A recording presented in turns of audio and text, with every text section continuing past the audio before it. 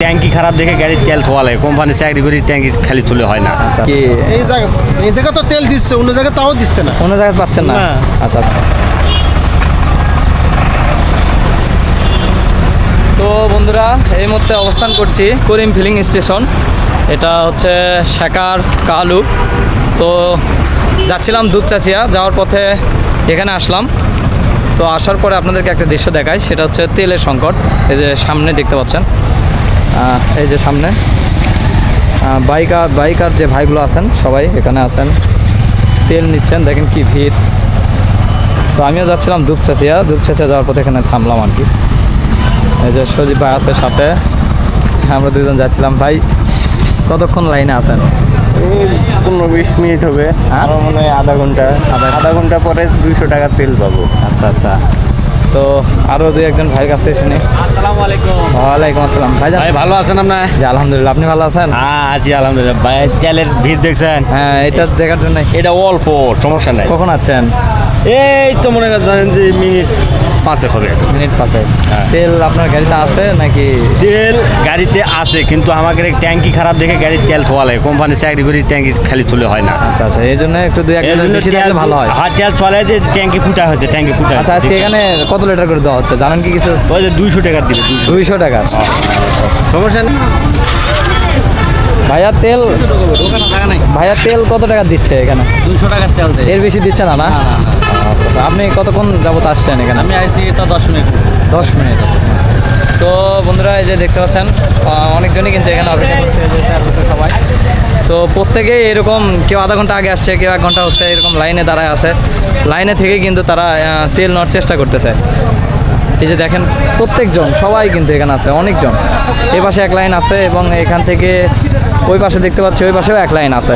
হ্যাঁ, আমি ওই পাশ থেকে ঘুরে ওই পাশে যাই, গিয়ে দেখি যে কোনো ভাইয়ের সাথে কথা বলতে পারি কি না। এই যে এই পাশে আসলাম, দেখেন একই অবস্থা, দুই পাশে কিন্তু লাইন। হ্যাঁ, অনেক বড় লাইন। ভাই কতক্ষণ যাবত আসছেন? আমি এইমাত্র আসলাম। এইমাত্র আসলেন। তেল কত টাকা দেওয়া হচ্ছে? 200 টাকা। এর বেশি দিচ্ছে না? সব জায়গাতেই তাই নাকি? এই জায়গা তো তেল দিচ্ছে, অন্য জায়গায় তাও দিচ্ছে না। অন্য জায়গায় পাচ্ছেন না? না। আচ্ছা আচ্ছা।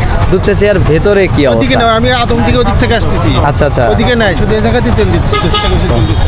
তো বন্ধুরা, এই যে শুনতে পাইলেন যে আদমদিঘি থেকে ভাইয়া আসছেন, ওইদিকে আরও তেলই নাই, মানে কোনো পাম্পই তেল দিতে চাচ্ছে না। এখানে আসার পরে এই শেখার পাম্পে আসার পরে তাও পাইলো। আর সেই সাথে বলবো, গতকাল আমি সন্ধ্যার আগে কালুর দুর্গাপুরে গিয়েছিলাম। ওই দুর্গাপুর মালঞ্চা রোডের যে ওই রোডেরও একই অবস্থা, কোনো পাম্পই তেল দিতে চাচ্ছে না। আসলে তেলেরই সংকট নাকি আমদানি রপ্তানি হচ্ছে না নাকি, মানে বলতে গেলে আমাদের দেশের সিস্টেমটা খারাপ।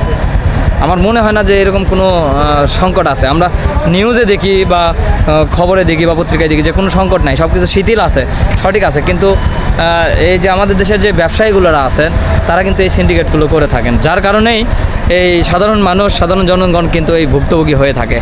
আর এই ভুক্তভোগীর শিকার হয়ে থাকে এই মানুষগুলো। দেখেন কত মানুষ এখানে, অনেকেই দূরবর্তী রাস্তায় যাবেন, অনেকে আত্মীয় স্বজনের বাসায় যাবেন, কেউ ব্যবসার তাগিদে যাবেন, আবার কেউ হচ্ছে আপনার কর্মজীবনে যাবেন, কেউ চাকরির জীবনে যাবেন। যারা মার্কেটিং করেন, বিশেষ করে মার্কেটিংয়ের চাকরিগুলো যারা করেন, তাদের কিন্তু এটা আসলে খুবই পরিশ্রম সাধ্য এবং খুবই বিরক্তিকর অবস্থা। এই যে তেল দেখেন, অনেকেই আসতেছে এরকম সমস্যায়।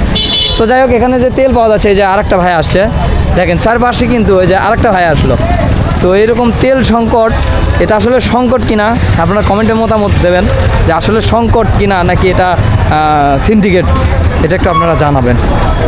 এই যে দেখেন প্রত্যেক গাড়ি ওই পাশে একের পর এক আসতেইছে, মানে এই পাম্পে যে তেল দেওয়া হচ্ছে, এটা তাও ভালো লাগলো যে এখানে তাও পাওয়া যাচ্ছে, মানুষ পাচ্ছে, তারাও খুশি অনেক যে এখানে তাও তারা পাচ্ছে। তো প্রিয় দর্শক, বিদায় নিচ্ছি এই করিম ফিলিং স্টেশন থেকে, দেখি আমাদের বাইকে আমরা তেল পাই কিনা।